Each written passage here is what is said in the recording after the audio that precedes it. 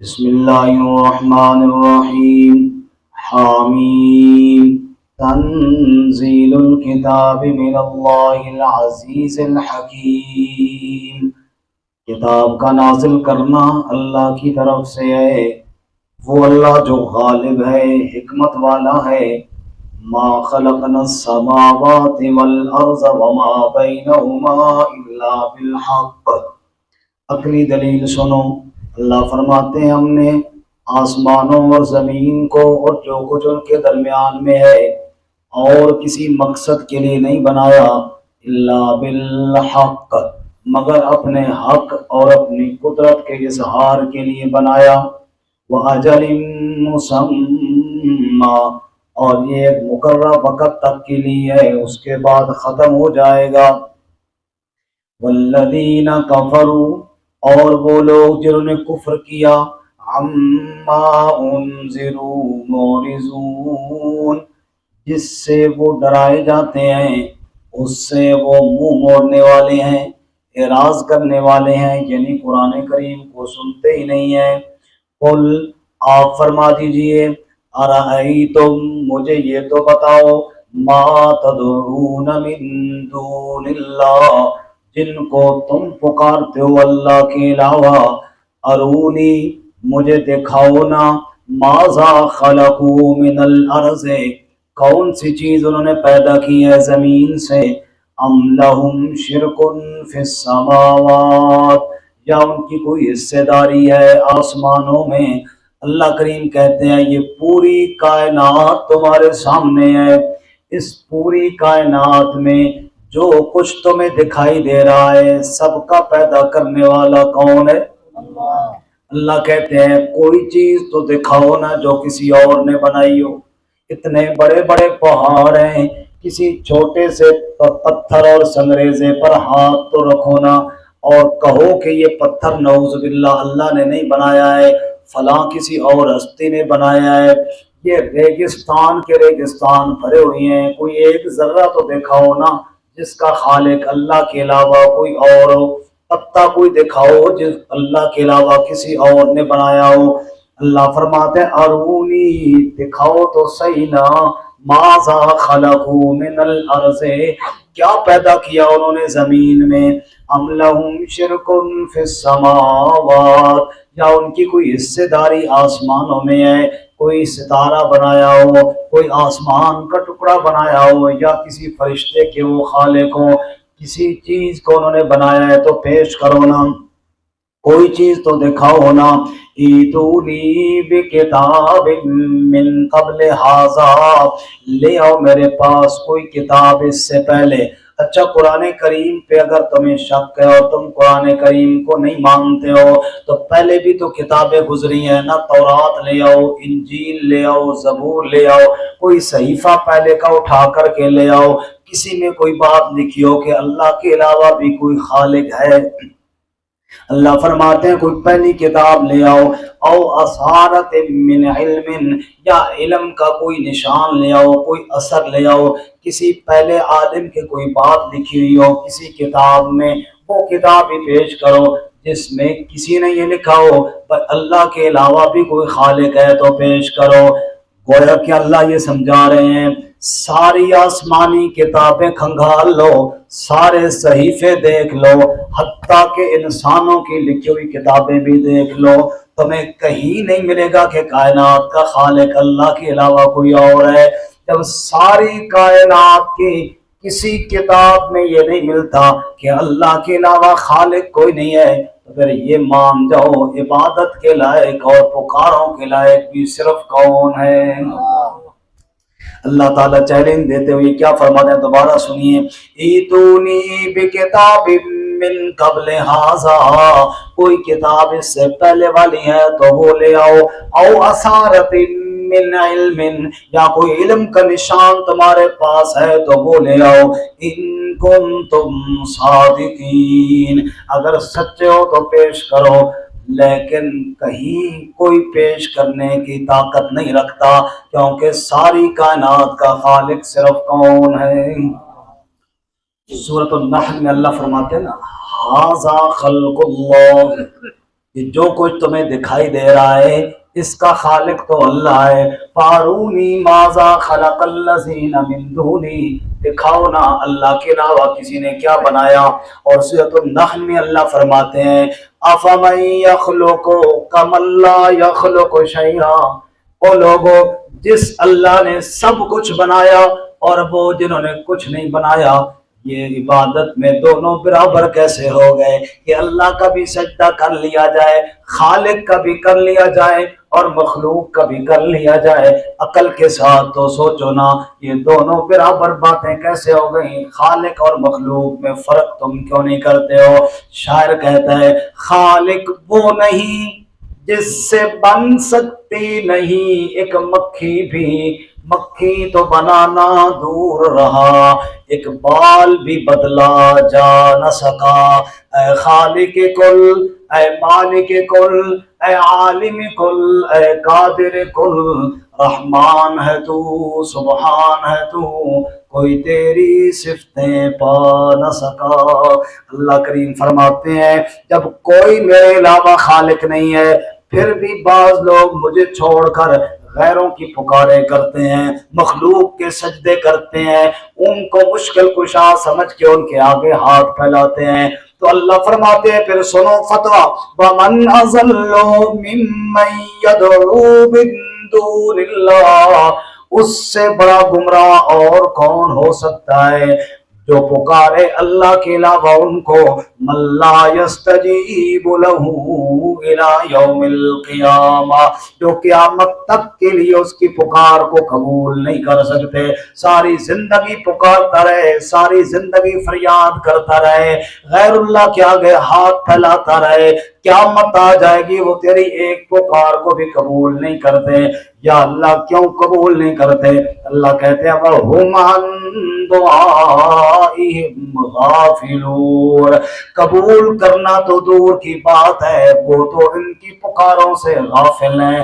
ارے غافل کو پکارتے ہو، باخبر اور خبیر کو چھوڑ کر اللہ کے ہوتے ہوئے جو شارد سے بھی زیادہ قریب ہے، جو تیرے دل کی دھڑکنوں اور ارادوں سے بھی واقف ہے، دل کے اندر خیال پیدا ہوا ابھی تو زبان پہ نہیں لے کر آیا وہ پہلے جانتا ہے، آج تک تیرے دل میں خیال بھی پیدا نہیں ہوا، آج سے سال بعد تیرے دل میں ایک ارادہ پیدا ہوگا، تیرا اللہ آج اس کو جانتا ہے، جو اتنی دل کی دھڑکنوں سے واقف ہے، جو علیم بذات الصدور ہے، جو تیرے ہر حالت کو جاننے والا ہے، جو تیرے ہر مجبوری کو بھی سمجھنے والا ہے، جو حکیم بھی ہے، جو علیم بھی ہے، جو خبیر بھی ہے، جو قدیر بھی ہے، جو قدرتوں والا ہے، اس کو چھوڑ کر ان کو پکارتے ہو جو غافل ہیں، ان کو پکارتے ہو جو بے خبر ہیں۔ اللہ فرماتے ہیں پھر اس سے بڑا گمراہ اور کون ہوگا؟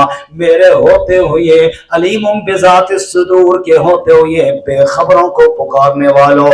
اچھا سنو، اگر پکارتے رہو گے تو نتیجہ کیا نکلے گا؟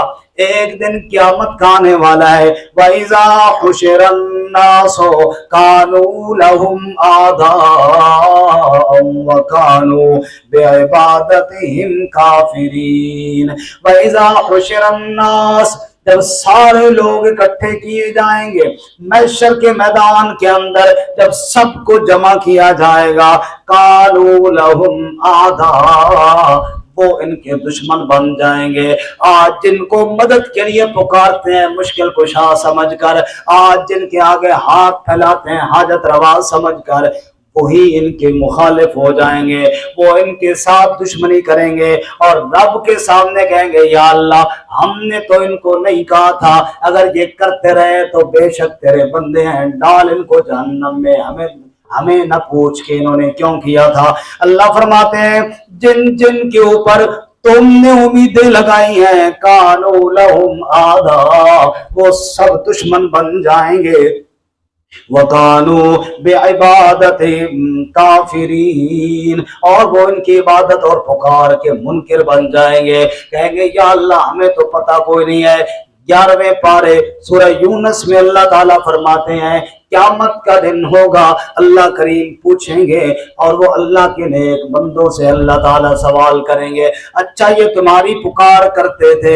وہ کہیں گے یا اللہ انہی کو ہم پکارتے تھے۔ وہ اللہ کے نیک بندے جواب میں فرمائیں گے فَكَفَى بِاللَّهِ شَهِيدًا بَيْنَنَا وَبَيْنَكُمْ إِن كُنَّا عَنْ عِبَادَتِكُمْ لَغَافِلِينَ، اللہ گواہ ہے ہمارے اور تمہارے درمیان، اگر تم پکارتے بھی نہیں ہو تو ان كُنَّا عَنْ عِبَادَتِكُمْ لَغَافِلِينَ، ہم تمہاری پکاروں سے غافل رہے ہیں۔ اللہ فرماتے ہیں لوگوں ان کو کیوں پکارتے ہو جو تمہاری پکاروں سے غافل ہے، اس کو کیوں نہیں پکارتے ہو جو دلوں کے حال بھی جاننے والا ہے؟ تو پکار کے لائق صرف کون ہے؟ سارے بولو زور سے اللہ کا نام لو، کون ہے پکارنے لائق؟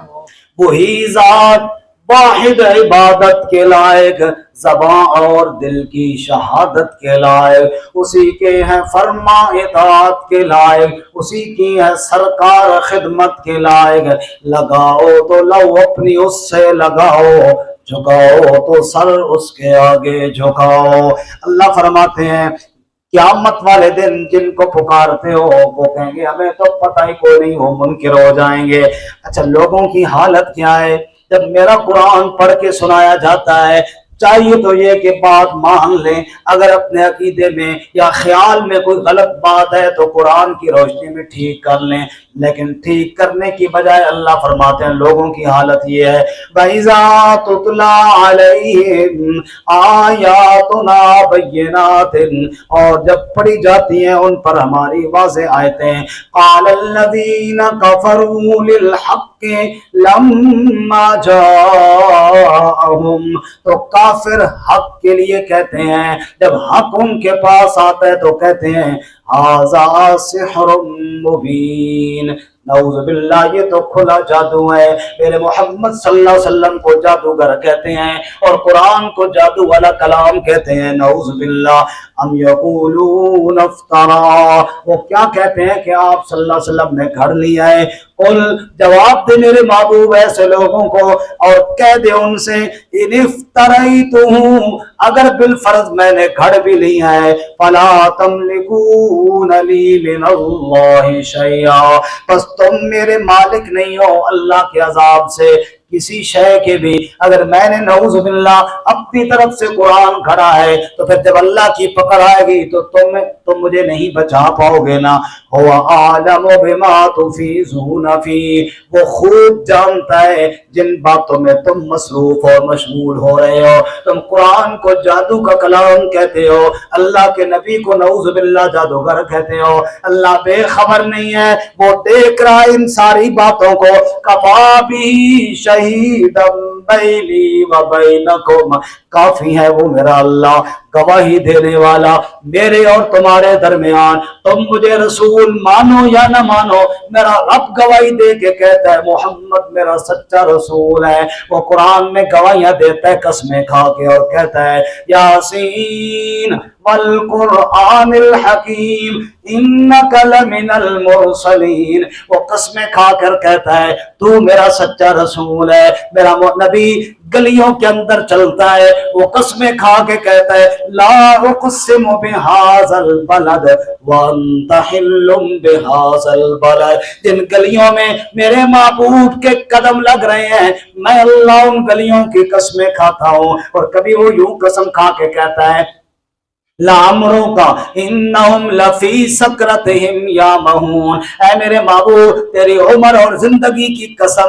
یہ غفلت میں پڑے ہوئے ہیں۔ اور کبھی وہ یوں قسم کھا کے کہتا ہے فلا وربک لا یؤمنون حتی یحکموک فیما شجر بینہم، میرے محبوب مجھے تیرا رب ہونے کی قسم ہے دنیا والے اس وقت تک مومن ہی نہیں ہو سکتے جب تک تجھے حاکم نہ تسلیم کر لے، جب تک تیرے فیصلے کو نہ مان لیں اور تم مجھے رسول نہیں مانتے ہو, تم مجھے جادوگر کہتے ہو, نعوذ باللہ, کفا بھی شہیدم بینی و بینکم, میں تمہاری باتیں سنوں یا رب کی قسموں کو دیکھوں, جو میری قسمیں کھا کھا کے بتا رہا ہے محمد میرا سچا رسول ہے, وہو الغفور الرحیم, اور وہ بخشنے والا رحم کرنے والا ہے. اب بھی آ جاؤ, معافی مانگ لو اس سے, اس نے اپنا در کھولا ہوا ہے. وہ کہتا ہے آؤ تو صحیح, توبہ کرو تو صحیح, ندامت کے آنسو بہاؤ تو صحیح, غفور بھی اللہ ہے, رحیم بھی اللہ ہے, تانا دیے بغیر تمہارے سب گناہوں کو میرا رب معاف فرما دے گا. قل, آپ فرما دیجئے, ما کنتو بدعا من الرسل, میں کوئی نیا رسول نہیں ہوں. یہ بدعت جو ہے نا, بدعت اس پہ نئی چیز کو کہتے ہیں نا, وہی لفظ ہے بدعا من الرسل. قل, آپ فرما دیجئے, ما کنت بدعا من الرسل, میں کوئی رسولوں میں نیا رسول تو نہیں ہوں. یعنی میرے پہلے, مجھ سے پہلے بھی رسول آتے رہے, وہ بھی اللہ کی آیتیں سناتے رہے, وہ بھی مسئلہ توحید بیان کرتے رہے, وہ بھی شرک کی تردید کرتے رہے, میں بھی کر رہا ہوں. میں کوئی پہلا رسول تو نہیں ہوں, میں تو آخری رسول ہوں. قل, آپ فرما دیجئے, ما کنت بدعا من الرسل, میں کوئی پہلا اور نیا رسول تو نہیں ہوں. وما ادری ما یفعل بی ولا بکم, اور مجھے یہ نہیں پتا کہ کیا کیا جائے گا میرے اور تمہارے ساتھ. یعنی مجھے یہ نہیں پتا, توجہ کرنا, مجھے نہیں پتا کہ کیا کیا جائے گا میرے اور تمہارے ساتھ. اس میں تھوڑا ایک اشکال ہے نا, وہ میں عرض کر دوں پھر جواب عرض کروں. اشکال یہ ہے کہ نبی پاک صلی اللہ علیہ وسلم کو پتہ ہے نا کہ ایمان والے جنت میں جائیں گے اور بے ایمان جہنم میں جائیں گے, تو اس کا کیا مطلب ہے کہ مجھے نہیں پتا کہ میرے اور تمہارے ساتھ کیا ہونے والا ہے؟ مطلب یہ ہے کہ اللہ کا عذاب کب آئے گا, میں ہجرت کر کے چلا جاؤں گا, بعد میں آئے گا, یا دنیا میں نہیں آئے گا, آخرت میں آئے گا, یا دنیا میں مجھے کوئی غضب پہنچے گا, کوئی بیماری پہنچے گی, کوئی تکلیف, یہ دنیا کے حالات کا سارا علم میرے پاس نہیں, کس کے پاس ہے جی؟ باقی انجام تو پتہ ہے, جو ایمان والا ہے وہ جنت میں جائے گا, جو بے ایمان ہے وہ کافر جہنم میں جائے گا.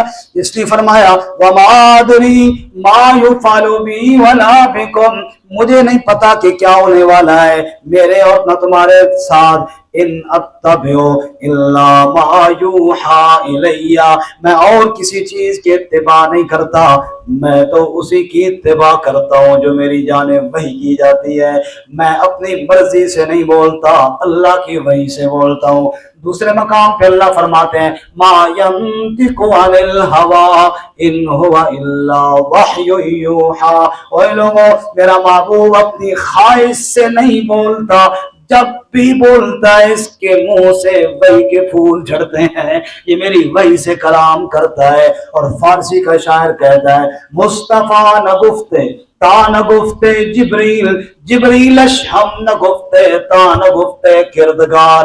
مصطفیٰ اس وقت تک نہیں بولتا جب تک جبریل نہ بولے, اور جبریل اس وقت تک نہیں بولتا جب تک میرا رب نہیں بولتا.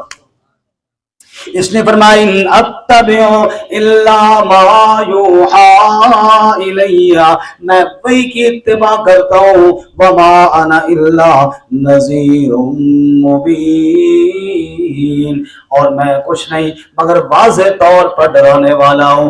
میں تمہیں اللہ کے عذاب سے ڈرانے کے لیے آیا ہوں. عذاب لانا میرے اختیار میں نہیں, عذاب لانے والا اللہ ہے, میں اللہ کے عذاب سے ڈرانے والا آیا ہوں.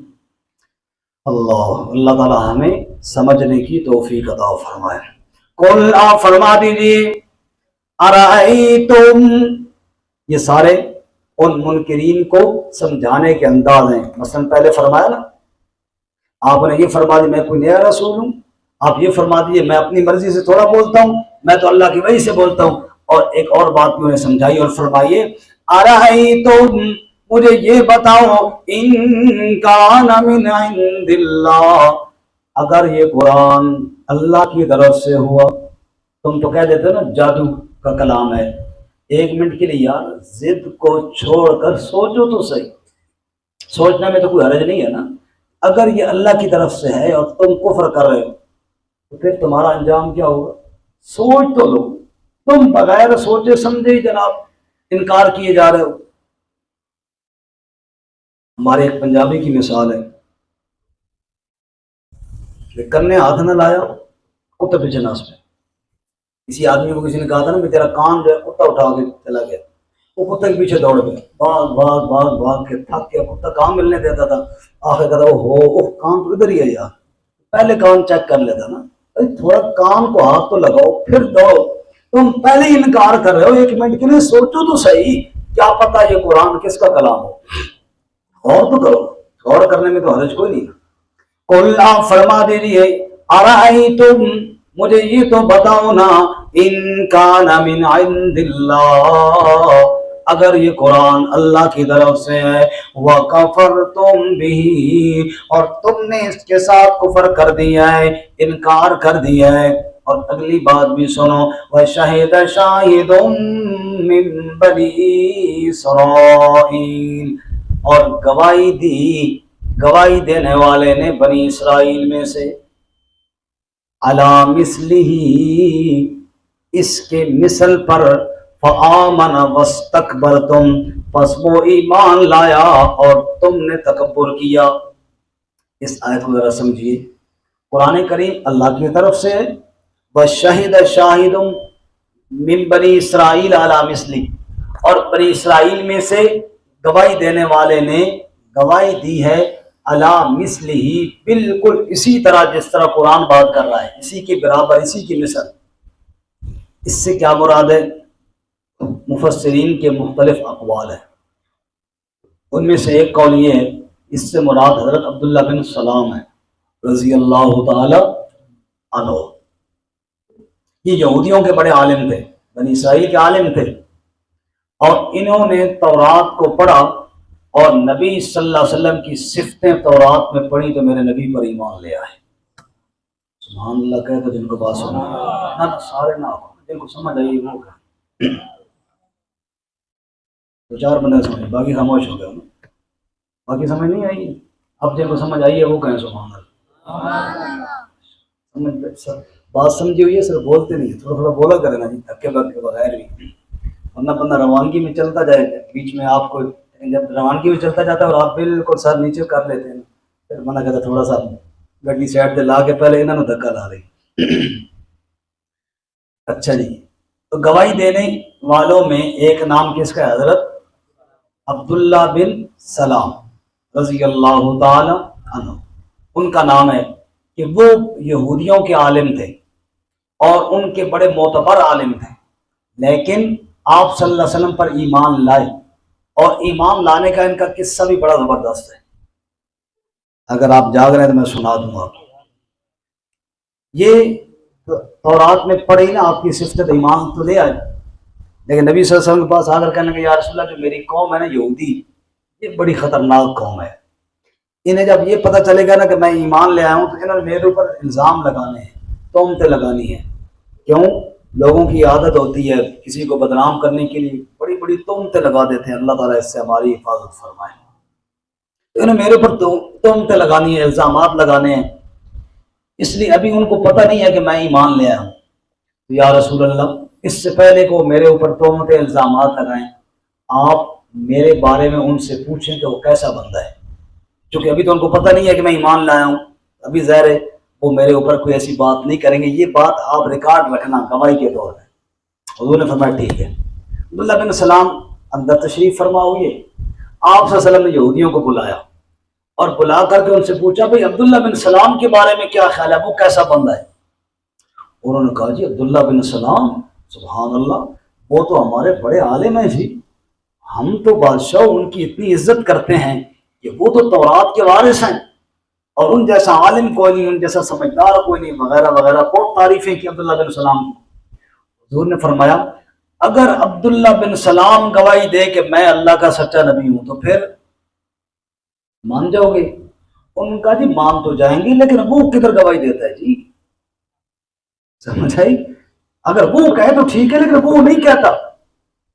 اتنے عبداللہ بن سلام اندر سے باہر آئے اور کہا اشہد اللہ الہ الا اللہ واشہد ان محمدا عبدہ ورسولہ، اور وہ اٹھے اور حیران تو ہوئے اب چاہیے تو یہ تھا کہ وہ بھی مان لیتے، لیکن بک بک کرنے لگے عبداللہ بن سلام کے بارے میں۔ عبداللہ بن سلام فرمایا مجھے پتا تھا تم نے یہ بک بک کرنی ہے پترو، لیکن یہ مسئلہ کا حل میں نے پہلے کر لیا تھا، ابھی تم نے میری تعریفیں کر دی ہیں نا، اب جو مرضی کہتے رہو مجھے کوئی پرواہ نہیں ہے۔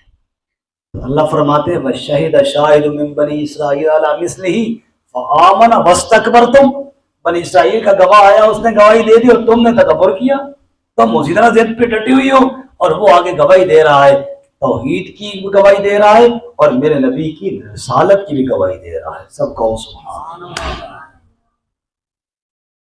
اس کے علاوہ اور نام بھی ہیں، حضرت اسید رضی اللہ عنہ کا نام ہے، تمیم داری رضی اللہ عنہ کا نام ہے، عدی بن حاتم طائی رضی اللہ تعالیٰ عنہ، یہ عیسائیوں میں سے تھے۔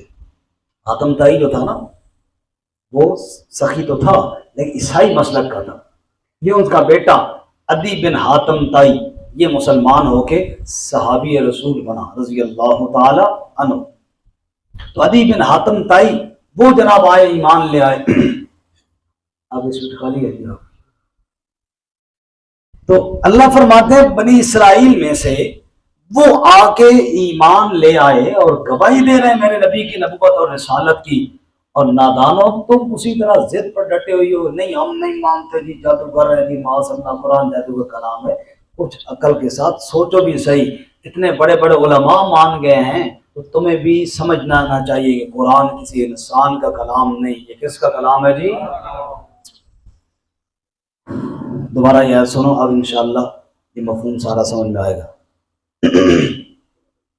قُلْ أَرَأَيْتُمْ إِنْ كَانَ مِنْ عِنْدِ اللَّهِ، آپ فرما دیجئے مجھے یہ تو بتاؤ اگر یہ قرآن اللہ کی طرف سے ہے، وَكَفَرْتُمْ بِهِ، اور تم نے اس کے ساتھ کفر کر دیا، انکار کر دیا، وَشَهِدَ شَاهِدٌ مِّن بَنِي إِسْرَائِيلَ عَلَىٰ مِثْلِهِ، اور گواہی دیے گواہی دینے والے نے بنی اسرائیل میں سے اس کی مثل پر، یعنی اسی طرح جس طرح قرآن نے بیان کیا اسی طرح اس نے بھی گواہی دی، فآمن، پس وہ ایمان لے آیا، واستکبرتم، اور تم نے تکبر کر دیا، ان اللہ لا یہدی القوم الظالمین، بے شک اللہ ظالم قوم کو ہدایت نہیں دیتا۔ ظلم چھوڑو، عدل کی طرف آؤ، طلب پیدا کرو، تمہیں بھی ایمان مل جائے گا۔ لیکن بجائے اس کی کہ وہ مانتے، اگلی آیت میں ان کے تکبر کا ذکر ہے جی۔ کہتے وہ جی ایمان اگر کوئی اچھی چیز ہوتی نا تو بلال قبول کر کے اور ہم رہ گئے، یہ حکارت کرتے ہیں بدبخت، وہ ہم اتنے بڑے بڑے سردار، یہ جناب ہمارے مربع اور ہماری زمینیں اور ہماری جناب یہ کوٹھیاں اور یہ فلاں اور فلاں ہمارا پیسہ، ہم رہ گئے اور بلال جناب غلام وہ ایمان لے آئے۔ اللہ یہ ان کی تکبر کی باتیں ہیں، سنیے۔ صحابہ کرام کے اوپر طنز کرتے تھے بدبخت، کہتے ہیں یہ بڑے سمجھدار ہیں اور ہم سمجھدار نہیں۔ سنیے، وقال الذین کفروا للذین آمنوا، اور کافروں نے کہا ان لوگوں سے جو ایمان لائے، لو کان خیرا ما سبقونا الیہ، اگر یہ بہتر ہوتا، ایمان لانا بہتر ہوتا، ما سبقونا الیہ، وہ سبقت نہ کرتے ہم سے اس کی جانب، یعنی ہم سے آگے نہ نکلتے۔ اگر ایمان بہتر ہوتا تو بلال، خباب اور صہیب یا ان غریبوں سے پہلے ہم ایمان قبول کرتے۔ اب یہ اپنی اس کھڑپینچی اور بڑائی کو بتا رہے ہیں اور نبی پاک کے ان غریب صحابہ پہ طنز کر رہے ہیں۔ یہاں پہ ایک منٹ کے لیے رک جاؤ۔ ابن کثیر رحمۃ اللہ علیہ نے اس مقام پر ایک بہت خوبصورت بات کی ہے، توجہ ہے نا سب حضرات میں؟ توجہ کریں گے تو بات سمجھ میں آئے گی۔ کافروں نے یہ کہا صحابہ کرام کے بارے میں کہ اگر ایمان بہتر ہوتا ہے اور یہ کام اچھا ہوتا جو صحابہ کر رہے ہیں تو وہ پہلے نہ کرتے، ہم پہلے کرتے، یعنی انہوں نے اہمیت نہ دی۔ ابن کثیر اس مقام پر فرماتے ہیں یہ تو کافروں کی بات ہے، اور ہم اہل سنت اور ہم مسلمان کیا کہتے ہیں اس بارے میں؟ ابن کثیر فرماتے ہیں ہم یہ کہتے ہیں لو کان خیرا لسبقونا الیہ، اگر کوئی خیر کا کام ہوتا تو صحابہ اس کو ضرور کرتے۔ فرق سمجھ میں آیا؟ کافر کیا کہتے ہیں؟ اگر یہ خیر کا کام ہوتا تو ہم کرتے ان غریبوں نے کیوں کیا؟ یہ کافر کہتے ہیں، اور مسلمان کیا کہتے ہیں؟ لو کان خیرن لسبقونا الیہ، اگر کوئی خیر کا کام ہوتا تو صحابہ اس کو نہ چھوڑتے، صحابہ ضرور اس کو کرتے۔ کیوں؟ لأنہم لم یترکوا خصلۃ من خصائل الخیر الا وقد باردوا الیہا، اس لیے کہ خیر کی کوئی خصلت اور کوئی عادت جو سامنے آئی ہو اور صحابہ ہو ہی نہیں سکتا کہ اس سے پیچھے رہ گئے ہوں، محمد کے یاروں نے سب سے پہلے اس پہ عمل کر کے دکھایا۔ اس لیے ہم اسی بات کو مد نظر رکھ کر یہ کہتے ہیں، اور یہ بات بھی بڑی دھیان سے سمجھنے والی ہے، اور سنت اور بدعت میں فرق سمجھانے والی یہ بات ہے۔ اگر دین کا کام اور کوئی ثواب کا کام ہے اور مجھے وہ نبی کی جماعت میں نہیں نظر آ رہا، ابو بکر، عمر، عثمان، علی، طلحہ، زبیر، سعد، سعید رضی اللہ تعالی عنہم، نبی پاک کی یہ ساری جماعت میں وہ خیر کا کام مجھے نہیں دکھ رہا، اور میں بتا رہا ہوں کہ بڑے ثواب کا کام ہے اور بڑا بہتر ہے، تو یہ میری جہالت ہے۔ اگر خیر کا کام ہوتا تو محمد کی جماعت پہلے اس پہ عمل کرتی۔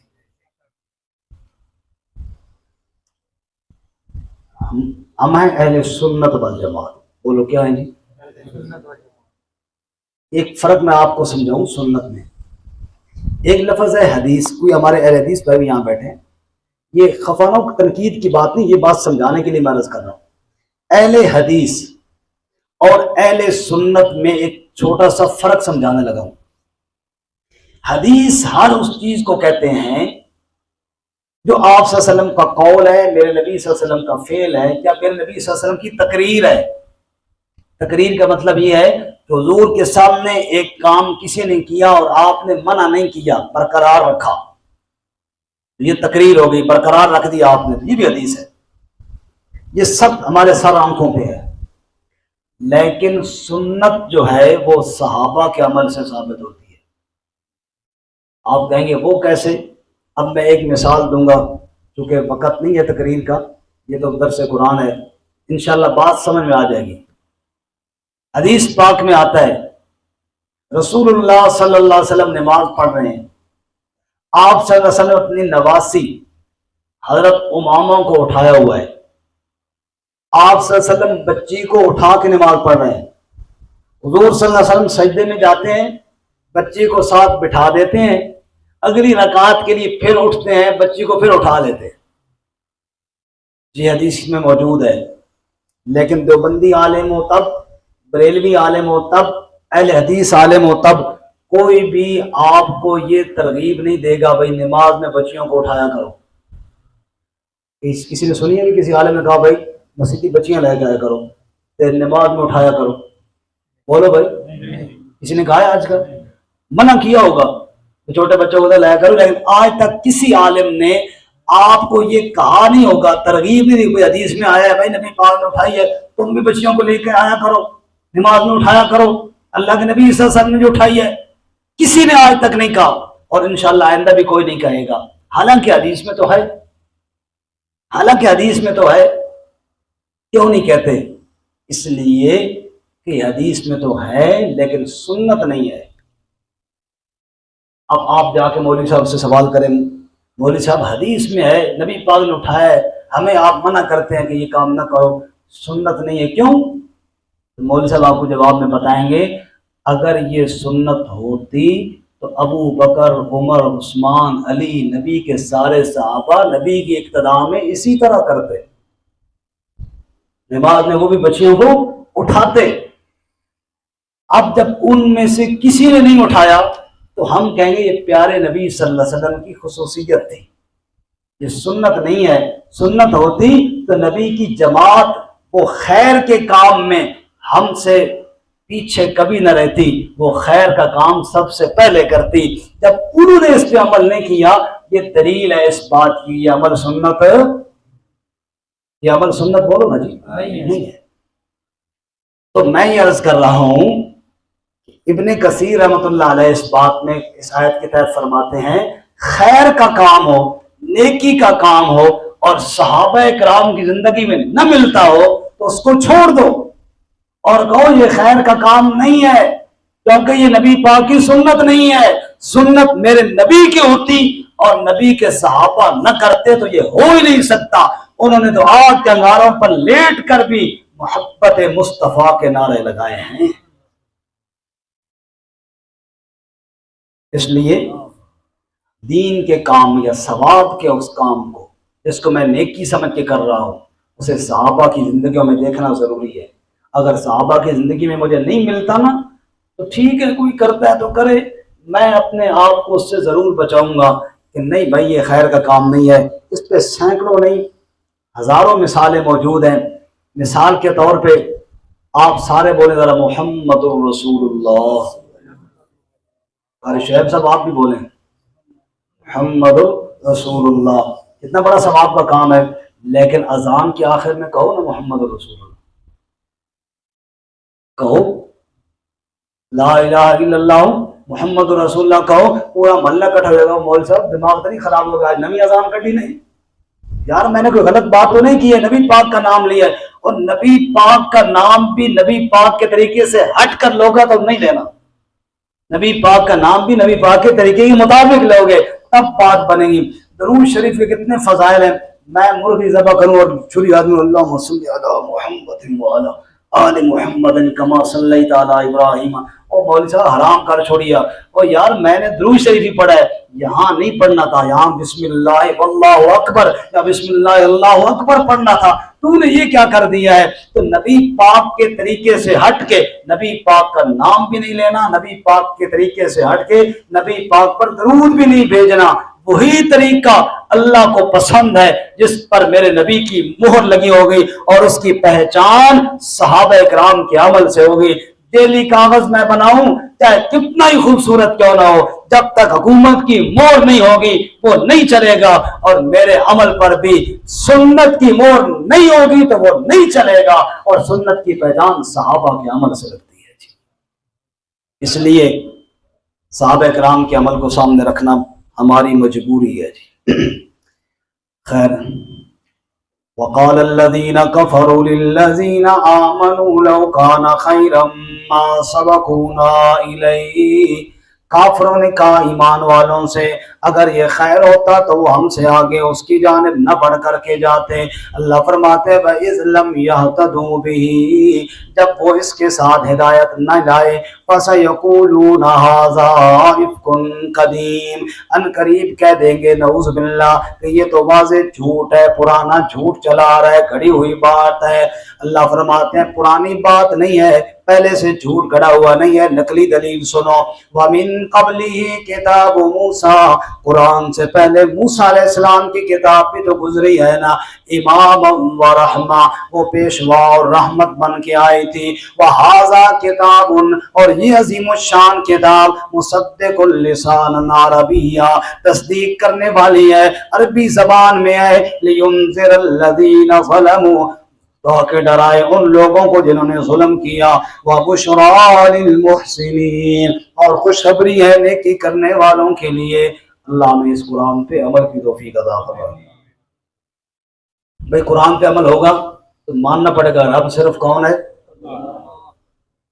اس لیے آگے اللہ فرماتے ہیں ان الذین قالوا ربنا اللہ، ان الذین قالوا ربنا اللہ ثم استقاموا، بے شک وہ لوگ جنہوں نے کہہ دیا ربنا اللہ، ہمارا رب اللہ تعالیٰ ہے، ثم استقاموا، پھر اس پر ڈٹ گئے، فلا خوف علیہم ولا هم یحزنون، ان پر نہ خوف ہوگا اور نہ وہ غمگین ہوں گے۔ اولئک اصحاب الجنہ، یہ جنت والے ہیں، خالدین فیہا، اس میں ہمیشہ رہنے والے ہیں، جزاء بما کانوا یعملون، بدلہ ہے اس کا جو وہ عمل کرتے ہیں۔ ووصینا الانسان بوالدیہ احسانا، اور ہم نے وصیت کی انسان کو اپنے والدین کے ساتھ حسن سلوک کرنے کی، پہلے اللہ کا حق پھر آگے ماں باپ کا حق۔ حملتہ امہ کرہن، اٹھاتی ہے اس کی ماں تکلیف سے، ووضعته کرہا، اور پھر جنتی ہے اس کو تکلیف سے، حمل کی تکلیف پوچھنا، ماں سے پوچھنا کیسے تجھے پیٹ کے اندر رکھا، پھر پیدائش کے وقت کتنے دکھ برداشت کیے، وحملہ وفصالہ ثلاثون شہرا، اور اس کا اٹھانا اور دودھ چڑھانا، دودھ پلانا، یہ 30 مہینے بن جاتا ہے۔ کتنے مہینے جی؟ 2 سال ہے دودھ کی مدت، یہ بن گئے 24 مہینے، اور 6 مہینے کم از کم مدت ہے حمل کی، یعنی 6 مہینے میں بچہ کامل ہو جاتا ہے، اور اس کے بعد ولادت بھی ممکن ہے کہ ہو جائے اور کامل بچہ ہوتا ہے، اس سے پہلے بچہ ادھورا ہوتا ہے، اس لیے اللہ نے کم مدت کو بیان کیا، عموماً 9 مہینے ہوتی ہے۔ فرمایا وحملہ وفصالہ 30 شہرا حتی اذا بلغ شدہ، یہاں تک کہ وہ جب جوانی کو پہنچ گیا، وبلغ 40 سنہ، 40 سال کی مدت اور عمر کو پہنچ گیا، قال رب اوزعنی ان اشکر نعمتک التی انعمت علی، اگر وہ اچھا بچہ ہے جو 40 سال تک پہنچ گیا ہے تو اب کیا کہے گا؟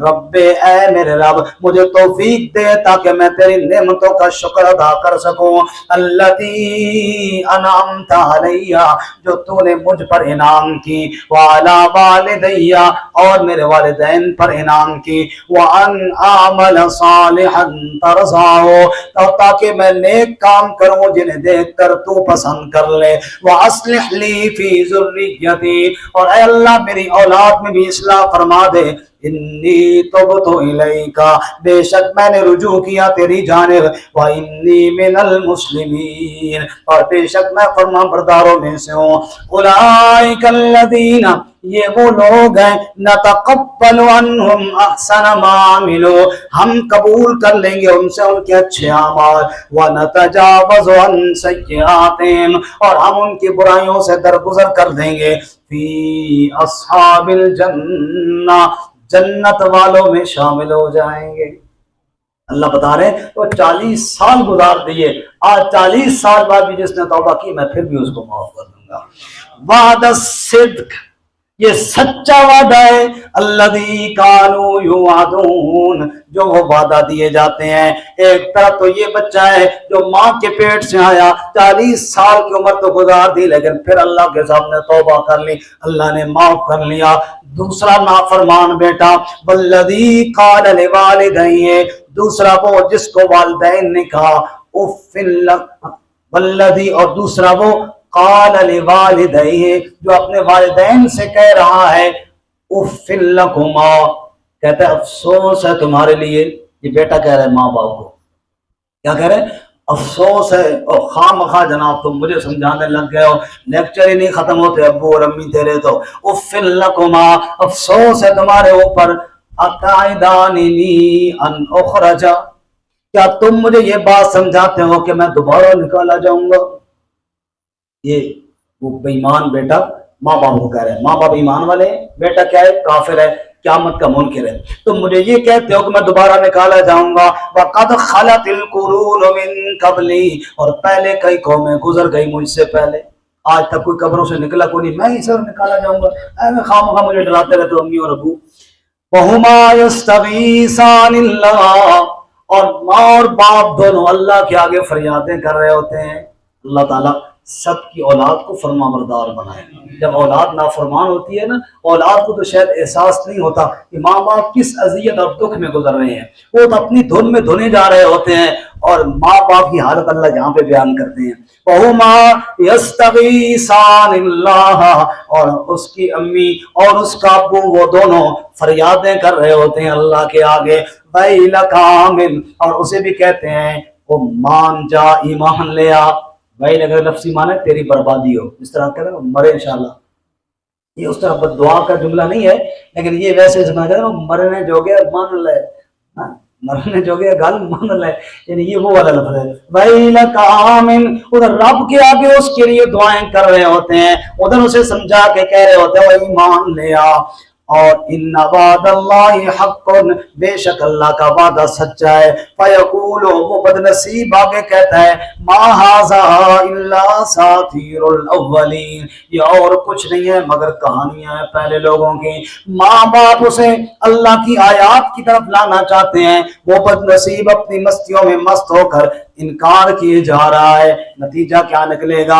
اولئک الذین حق علیہم القول، یہ وہ لوگ ہیں کہ ان پر ثابت ہو جائے گا قول، یعنی اللہ کے عذاب کا فیصلہ آ جائے گا.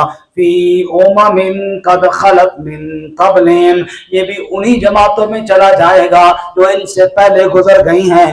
من قبلہم من الجن والانس، جنوں اور انسانوں میں سے پہلے کئی جن برباد ہو گئے، کئی انسان برباد ہو گئے، یہ بد نصیب بھی انہی برباد ہونے والوں میں جا کے برباد ہو جائے گا. انہم کانوا خاسرین، بے شک وہ خسارہ پانے والے ہوں گے. اللہ اس سے ہم سب کی، ہمارے اولادوں کی حفاظت فرمائے. وَلِكُلٍّ دَرَجَاتٌ مِّمَّا عَمِلُوا، اور ہر ایک کے لیے درجے ہیں اس سے جنہوں نے عمل کیا. دو قسم کی اولاد کا ذکر ہوا نا، پہلے وہ جو اللہ کے آگے فریاد کرنے والی، شکر کرنے والی، دوسری وہ جو نافرمان، ماں باپ کی بھی نافرمان، اللہ کی بھی نافرمان. اللہ فرماتے ہیں وَلِكُلٍّ درجات مما عملوا، ان سب کے درجے ہیں اس سے جو انہوں نے عمل کیا ہے. وَلَيُوَفِّيَهُمْ، باتیں نہ کرو بھئی، آسان دھیان کرو. وَلَيُوَفِّيَهُمْ أَعْمَالَهُمْ وَهُمْ لَا يُظْلَمُونَ، اور ان کو پورے پورے ان کے اعمال دیے جائیں گے اور وہ ظلم نہ کیے جائیں گے، پورا پورا ان کو بدلہ دیا جائے گا. وَيَوْمَ يُعْرَضُ الَّذِينَ كَفَرُوا عَلَى النَّارِ، اور جس دن پیش کیا جائے گا کافروں کو آگ پر. اللہ تعالیٰ اس سے ہماری حفاظت فرمائے. اللہم اجرنا من النار. اچھا، ان سے کیا کہا جائے گا؟ دنیا میں عیش جو کرنی تھی سو کر لی تم نے. اذهبتم طیباتکم فی حیاتکم الدنیا، تم لے گئے اپنی عیش و عشرت کا سامان، اپنی پاکیزہ چیزیں دنیا کی زندگی میں. واستمتعتم بها، تم نے نفع اٹھا لیا جو اٹھانا تھا. فَالْيَوْمَ تُجْزَوْنَ عَذَابَ الْهُونِ، بس آج کے دن تم بدلہ دیے جاؤ گے ذلت والے عذاب کا. بِمَا كُنْتُمْ تَسْتَكْبِرُونَ فِي الْأَرْضِ بِغَيْرِ الْحَقِّ، اس لیے کہ تم تکبر کرتے تھے زمین میں ناحق.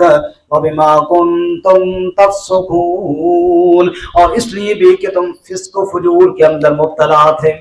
اس کے بعد آگے دو رکوع ہیں جی، اور دو جماعتوں کا ذکر ہے جی. توجہ کرنا، ٹائم تھوڑا رہ گئے. کتنی جماعتوں کا ذکر ہے جی؟ سارے بولیں. ایک انسان ہے لیکن کافر ہے، یہ ہے قوم عاد. انسان کا مرتبہ بہت بلند ہے، اللہ نے اشرف المخلوقات بنائے، لیکن جب کفر کیا تو ذلیل ہو گیا، عذاب کے بھیڑ چڑھ گئے قوم عاد. اگلے رکوع میں آئے گا جنات کی ایک جماعت، جن کا درجہ انسان سے کم ہے، لیکن جب جنوں نے ایمان قبول کر لیا تو جہنم سے بچ گئے. فرمایا وَاذْكُرْ أَخَا عَادٍ، اور ذکر کیجئے عاد کے بھائی کا. ادھر قاری صاحب ادھر جگہ نہیں ہے، سارے قاری صاحب کے پاس جاتے ہو.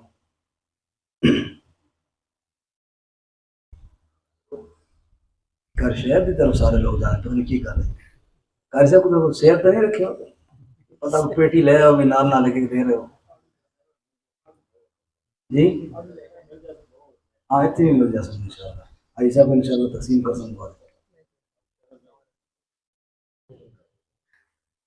یہ میرے چاچو جی نا، میرا دل چاچو میرے کو بن چاچو ادھر جانا نہیں دینا میرے مخالفین کو.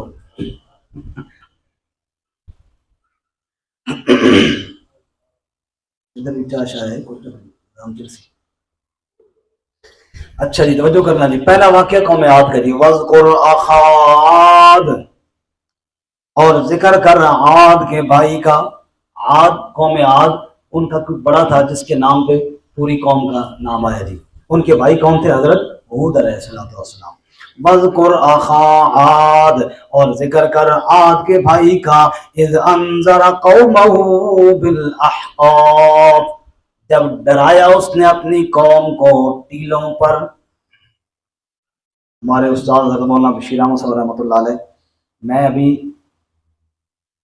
کتابوں کی ابتدائی کلاسوں میں تھا تو خوشاب گیا، استاد جی نے کہا کہ میرا بیان ہے بلند تھل کے علاقے میں، تھل میں، تو آؤ ادھر جا کے میں ملا تھا، وہ جا رہے کہتے آؤ میرے ساتھ ہی گاڑی میں جگہ ہے تو ادھر چلے. تو میں استاد جی کے ساتھ وہاں چلا گیا. استاد جی کا بیان تھا، استاد جی نے سورہ احقاف بیان کی، اور پہلے دن مجھے اس دن پتہ چلا تھا بھائی احقاف کا معنی کیا ہے. استاد جی نے فرمایا تھا، وہ چونکہ تھل کا علاقہ تھا نا، سارے ٹیلے ٹیلے، استاد جی نے فرمایا تھا اسی طرح جس طرح تمہارے ٹیلے ہیں نا، ایسی ٹیلوں والی جگہ پہ حود علیہ السلام نے اپنے قوم کو سمجھایا تھا. احقاف کا معنی کیا ہے؟ ٹیلے. اور استاد جی نے جو اپنے حساب میں معنی کیا تھا نا، وہ بڑا دلچسپ تھا، مجھے ابھی تک یاد ہے. اللہ تعالیٰ ان کو کامل مغفرت فرمائے. استاد جی نے فرمایا احقاف کا معنی تھل دے ڈنگے پھڑیں گے ٹبے، تھل دے ڈنگے پھڑیں گے ٹبے، یعنی ٹیڑے میڑے ٹیلے. یہ ہے احقاف کا معنی. اللہ فرماتے ہیں وَاذْكُرْ أَخَا عَادٍ إِذْ أَنذَرَ قَوْمَهُ بِالْأَحْقَافِ، جب انہوں نے اپنی قوم کو ٹیلوں پر ڈرایا اور سمجھایا. وَقَدْ خَلَتِ النُّذُرُ مِن بَيْنِ يَدَيْهِ، اور یقیناً گزر گئے ڈرانے والے ان سے آگے بھی، وَمِن خَلْفِهِ، ان کے بعد بھی آئے. سب نے یہ بات سمجھائی اللہ تعبدوا الا اللہ، عبادت نہ کرو سوائے اللہ کے. انی اخاف علیکم عذاب یوم عظیم، بے شک میں خوف کرتا ہوں تم پر بڑے دن کے عذاب کا. قالوا، قوم والوں نے جواب میں کہا اجئتنا لتأفکنا عن آلہتنا، تم آ گیا ہے تاکہ ہمیں ہٹا دے ہمارے الہوں سے، تو ہمیں ہمارے معبودوں سے ہٹانا. اچھا گل سمجھ گئے سی.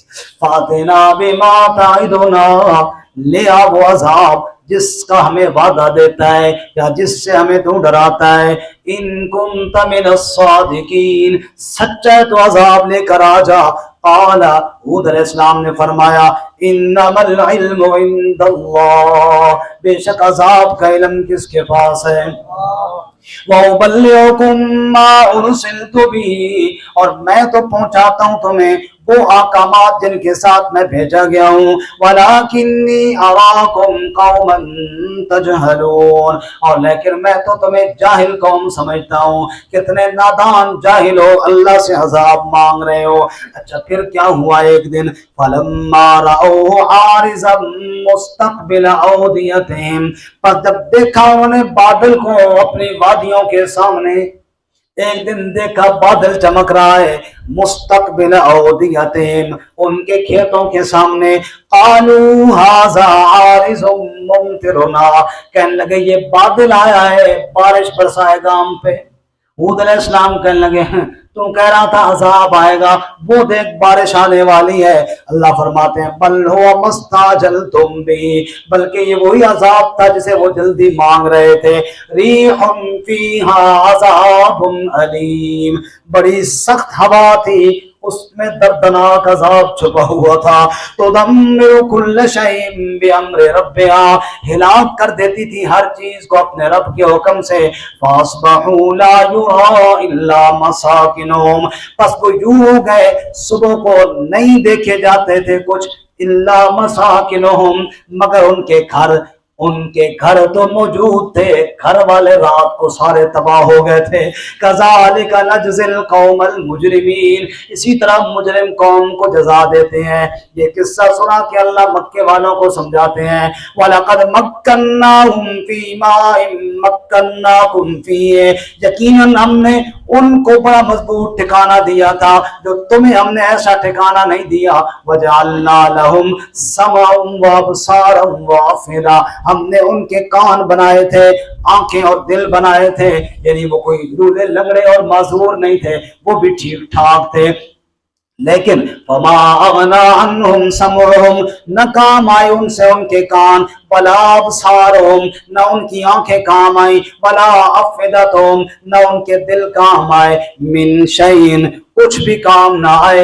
اذ کانوا یجحدون بآیات اللہ، جب وہ انکار کرتے تھے اللہ کی آیتوں کے ساتھ. وحاق بہم ما کانوا بہ یستہزئون، اور گھیر لیا ان کو اس عذاب نے جس کے ساتھ وہ ٹھٹھا کرتے تھے وَلَقَدْ أَهْلَكْنَا مَا حَوْلَكُمْ مِنَ الْقُرَىٰ، اے مکے والو یقیناً ہم نے ہلاک کر دی تمہارے ارد گرد کئی بستیاں، وَصَرَّفْنَا الْآيَاتِ پھیر پھیر کر ہم نے آیتوں کو بیان کر دیا، لَعَلَّهُمْ يَرْجِعُونَ تاکہ وہ رجوع کریں۔ اب آیا سورت کا مقصودی جملہ جی کہ تم غیر اللہ کی پکار کیوں کرتے ہو، تو بچائیں گے؟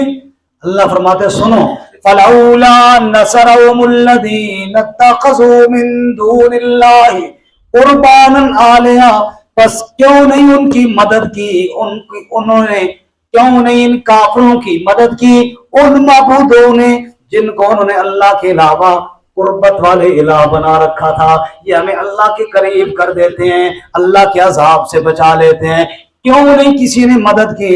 بل ضلوا عنہم، مدد کیا کرتے، وہ تو گم ہو گئے ان سے، جب اللہ کا عذاب آیا کوئی نظر کوئی نہ آیا۔ وَذَلِكَ إِفْكُهُمْ، یہ ان کا جھوٹ تھا جو کھڑا ہوا تھا، وَمَا كَانُوا يَفْتَرُونَ، اور وہ اسی طرح کے جھوٹ گھڑتے رہتے ہیں شرک کے اوپر، جھوٹی کہانیاں اور قصے بنا لیتے ہیں۔ اور تمہیں سچا قصہ سنائیں جنات کا، وَإِذْ صَرَفْنَا إِلَيْكَ نَفَرًا مِّنَ الْجِنِّ يَسْتَمِعُونَ الْقُرْآنَ، سبحان اللہ، فرمایا وہ قصہ بھی سنا دیجئے، وہ واقعہ بھی بتا دیجئے، وہ بات بھی سنائیے اپنی قوم کو میرے محبوب۔ صرفنا الیک نفرا من الجن، جب پھیر کرم لے آئے آپ کی جانب جنوں کی ایک جماعت کو، یستمعون القرآن، وہ قرآن سن رہے تھے۔ توجہ کے ساتھ میری ایک بات سننا میرے بھائیوں، آج میں پڑھ رہا ہوں گناہ گار، آپ سن رہے ہیں، پھر بھی قرآن کی ایک لذت ہے۔ جب کعبے کا امام پڑھتا ہے، مسجد نبوی کا امام پڑھتا ہے، پھر بھی ایک لذت ہے۔ وہ کتنے قسمت والے تھے جب امام الانبیاء پڑھ رہے تھے اور وہ آ کر قرآن سن رہے تھے۔ وَإِذْ صَرَفْنَا إِلَيْكَ نَفَرًا مِّنَ الْجِنِّ يَسْتَمِعُونَ الْقُرْآنَ، جنات کی ایک جماعت آئی اور آ کر قرآن سننا شروع ہو گئے۔ فَلَمَّا حَضَرُوا قَالُوا أَنصِتُوا، جب آپ پہنچے تو کہنے لگے چپ کرو یار، چپ کرو، سنو یار، توجہ کے ساتھ سنو، دھیان کے ساتھ سنو۔ دراصل یہ جن پریشان تھے، پہلے ہم آسمان کی جانب چلے جایا کرتے تھے، اب پتہ نہیں کیوں روک دیا گیا ہے، اب پھرتے پھرتے آئے وادی نخلا کے اندر، میرے نبی قرآن کی تلاوت فرما رہے تھے، کہنے لگے چپ کرو یار، سنو سنو، سننا شروع ہو گئے۔ فلما قضی، جب تلاوت پوری ہوئی، ولوا الی قوم منذرین، تو پھر کے اپنی قوم کی طرف گئے، تو قرآن کے مبلغ اور دائی بن کے واپس گئے۔ سورۃ جن میں اسی واقعے کو یوں بیان کیا، وہ بھی آیتیں سن لیجئے۔ قل اوحی الی ان استمع نفر من الجن فقالوا انا سمعنا قرآنا عجبا یہدی الی الرشد فآمنا به ولن نشرک بربنا احدا، جنوں کی ایک جماعت آئی اور قرآن سن کر کہنے لگے یار عجیب قرآن ہم نے سنا ہے، آج کے بعد شرک سے توبہ کرتے ہیں، توحید اور اللہ کی وحدانیت پر ایمان لاتے ہیں۔ اللہ فرماتے ہیں صرف خود ہی ایمان نہ لائے بلکہ ولوا الی قوم منذرین، پلٹ کے اپنی قوم کی جانب گئے، ڈرانے والے بن کے گئے، مبلغ بن کے گئے۔ قالوا، جا کر اپنی قوم سے کہنے لگے یا قومنا، اے ہماری قوم، انا سمعنا کتابا انزل من بعد موسیٰ، بے شک ہم نے ایک عظیم الشان کتاب کو سنا ہے جو موسیٰ علیہ السلام کے بعد نازل ہوئی ہے، مصدقا لما بین یدیہ، یہ کتاب تصدیق کرنے والی ہے پہلی کتابوں کی، تورات انجیل کی تصدیق کرنے والی ہے، یہدی الی الحق، حق کا راہ دکھانے والی کتاب ہے، وَإِلَىٰ طَرِيقٍ مستقیم، اور سیدھا راستہ دکھانے والی کتاب ہے۔ یا قومنا، اے ہماری قوم اجیبو داعی اللہ، مان لو بات اللہ کے دائی کی، اللہ کے دائی محمد مصطفیٰ صلی اللہ علیہ وسلم ہے، وہ اللہ کا دائی اللہ کی کتاب کی دعوت دے رہا تھا۔ عجیبو دائی اللہ، مان جاؤ اللہ کے دائی کی بات کو، وآمنوا بہی، اور اس پر ایمان لے آؤ، یغفر لکم من ذنوبکم، بخش دے گا رب تمہارے گناہوں کو، ویجرکم من عذاب علیم، اور تمہیں بچا لے گا دردناک عذاب سے۔ ومن لا یجب داعی اللہ، اور جو کوئی نہ مانے گا اللہ کے دائی کی بات کو، فلیس بمعجز فی الارض، زمین میں رب کو عاجز کوئی نہیں کر سکتا، اللہ کو ہرا کوئی نہیں سکتا، ولیس لہ من دونی اولیاء، اور اللہ کے علاوہ کوئی کار ساتھ بھی کوئی نہیں ہے، بگڑیاں بنانے والا بھی کوئی نہیں ہے۔ نتیجہ یہ نکلے گا اولئک فی ضلال مبین، یہ لوگ کھلی گمراہی میں چلے جائیں گے۔ اللہ فرماتے ہیں قوم عاد نے بات نہیں مانی، عذاب کا شکار ہو گئے۔ جنات کی جماعت نے ایک مرتبہ قرآن سنا، ایمان بھی لے آئے، قوم کو بھی سمجھانے لگ گئے۔ اللہ نے جنات کی دعوت کو بھی اپنے قرآن کے صفوں میں بیان فرما دیا۔ ایک بات آپ لوگوں سے کہتا ہوں جو درس کے شریک ہے، آپ جب قرآن کا درس سن کے جاتے ہیں نا تو اس طرح آپ بھی لوگوں کو دعوت دیا کریں۔ جیسے جنات نے سنا نا تو جا کے پوری قوم کو نہیں کہہ رہے اے میری قوم آؤ آؤ، ہم نے عجیب کلام سنا ہے، ہدایت کے راستہ دکھانے والا ہے۔ تو جو آدمی قرآن کو سنتا ہے نا، الحمدللہ آپ ہم سب سننے والے ہیں، اس پر آگے قرآن کی حقوق میں ایک یہ حق بھی ہے دوسروں تک پہنچائے، دوسروں کو بھی قرآن کی طرف لے کر آئے۔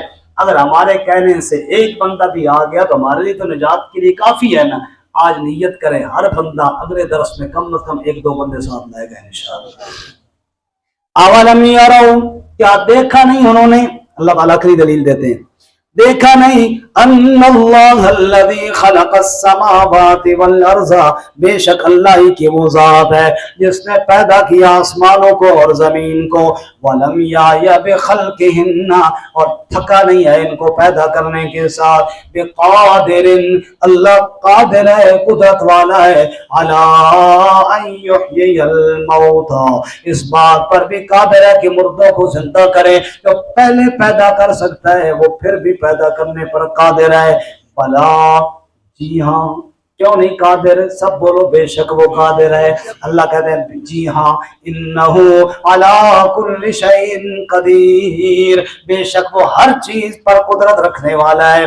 وَيَوْمَ يُعْرَضُ الَّذِينَ كَفَرُوا عَلَى النَّارِ، اور جو نہیں مانتے کافر ان کو آگ کے اوپر پیش کیا جائے گا، پھر ان سے پوچھا جائے گا الیس ھذا بالحق، یہ حق ہے کہ نہیں؟ قالوا بلا وربنا، کہیں گے جی ہاں، اور بہت قسمیہ قسم ہے ہمارے رب کی حق ہے۔ اچھا حق ہے تو پھر اندر تشریف لے جاؤ۔ قال فذوقوا العذاب بما کنتم تکفرون، اللہ فرمائیں گے پھر چکھو عذاب کو اس لیے کہ تم کفر کرتے تھے۔ ماننے کا ٹائم دنیا میں تھا، اب تو تم قسم کھا کھا کہتے ہو حق ہے لیکن اب فائدہ نہیں ہے جی۔ اور آخر میں اللہ اپنے محبوب صلی اللہ علیہ وسلم کو تسلی دیتے ہیں جی، بڑا پیارا انداز ہے۔ اللہ کیا فرماتے ہیں؟ فَاصْبِرْ كَمَا صَبَرَ أُولُو الْعَزْمِ مِنَ الرُّسُلِ، میرے حبیب صبر کر، صلی اللہ علیہ وسلم، صبر کر میرے پیارے، صبر کر، کما صبر اولو العزم من الرسل، جیسا کہ صبر کیا ہے ہمت والے رسولوں نے۔ سارے رسول ہمت والے ہیں لیکن 5 اولو العزم ہیں جی۔ کتنے جی؟ نوح علیہ السلام، ابراہیم علیہ السلام، موسیٰ علیہ السلام، عیسیٰ علیہ السلام اور حضرت محمد مصطفیٰ صلی اللہ علیہ وسلم۔ سب سے زیادہ شان والے حضرت محمد مصطفیٰ، تم بھی عظمت والا پیغمبر ہے، صبر کر جیسے انہوں نے صبر کیا۔ ولا تستعجل لهم، جلدی نہ کر میرے نبی، یہ نہ کہنا کہ جلدی ان پہ عذاب آئے، تو صبر کرنے کو کرنے دو جو کرنے ہیں، چند دن ہیں۔ کأنہم یوم یرون ما یوعدون، جس دن وہ دیکھیں گے نا جو وعدہ دیے جاتے ہیں۔ لم یلبثوا الا ساعۃ من نہار، دنیا کی زندگی ایسے لگے گی جیسے ایک دن کی گھڑی انہوں نے گزاری ہے۔ بلاغن یہ پیغام ہے جی، یہ قرآن بولو کیا ہے؟ بلاغن یہ پیغام ہے جو پہنچا دیا گیا۔ فَهَلْ يُهْلَكُ إِلَّا الْقَوْمُ الْفَاسِقُونَ، ہلاک اور کو نہیں ہوں گے، فاسق قوم ہی ہلاک ہوگی۔ اللہ تعالیٰ میں ہلاکت سے محفوظ فرمائے۔ سبحان ربک رب العزت